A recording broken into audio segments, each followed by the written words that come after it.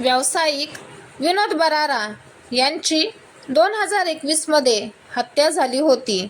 3 वर्षांनंतर केलेल्या फेरचौकशीमध्ये या प्रकरणाने वेगळे वळण घेतले. विनोदच्या हत्येचा कट त्याची पत्नी निधी आणि जिम ट्रेनर यांनी रचला होता हे समोर आले आहे.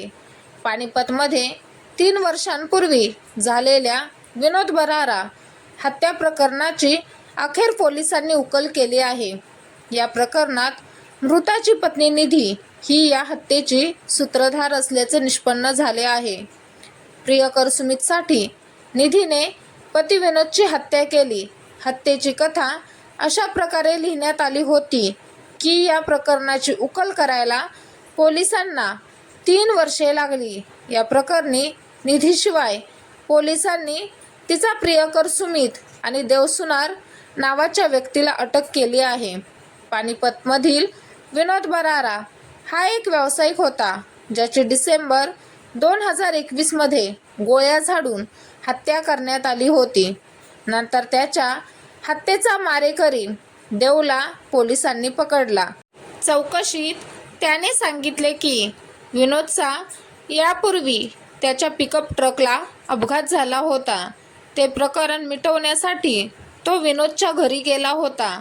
तडजोड न झाल्याने गोळ्या झाडून त्याची हत्या केली. या कबुलीनंतर आरोपी देवची रवानगी कारागृहात करण्यात आली.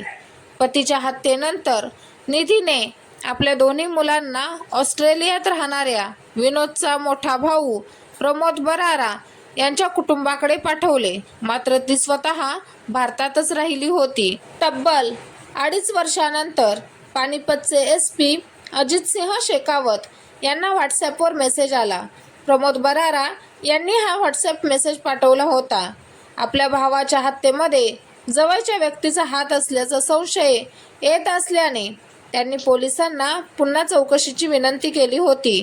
पोलिसांनी आरोपी देव सुनारचे जुने कॉल डिटेल्स मिळवले असता तो गोहाना येथील रहिवासी असलेल्या सुमितशी खूप बोलत होता. यानंतर पानिपत क्राईम ब्रँचने सुमितचे कॉल डिटेल्स तपासले असता तो विनोदची पत्नी निधीशी सतत बोलत असल्याचे आढळून आले. यानंतर त्याला ताब्यात घेऊन चौकशी केली असता त्याने संपूर्ण रहस्य उघड केले. सुमितने सांगितले की निधी ज्या जिममध्ये व्यायामासाठी जायची तिथे तो ट्रेनर म्हणून काम करत असे. या दरम्यान दोघांचे अफेअर सुरू झाले. विनोदने याला विरोध केल्याने घरात वाद झाला होता. त्यामुळे दोघांनी मिळून विनोदला वाटेवरून हटवण्याचा कट रचला.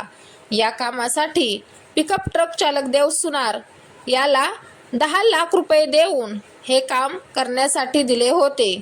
योजनेचा भाग म्हणून त्याने प्रथम विनोदच्या कारला त्याच्या पिकअप ट्रकने धडक देऊन खून करण्याचा कट रचला.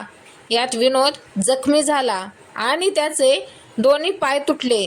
मात्र त्याचा मृत्यू झाला नाही. यामुळे निधी आणि सुमितच्या योजनेला धक्का बसला. आता त्यांनी प्लॅन B वर काम करू लागले. अपघातानंतर काही दिवसांनी देवसुनारला तोडग्याच्या बहाण्याने विनोदच्या घरी पाठवण्यात आले. देवसुनार यांनी तेथे पोहोचून विनोद बरारा यांची गोळ्या झाडून हत्या केली.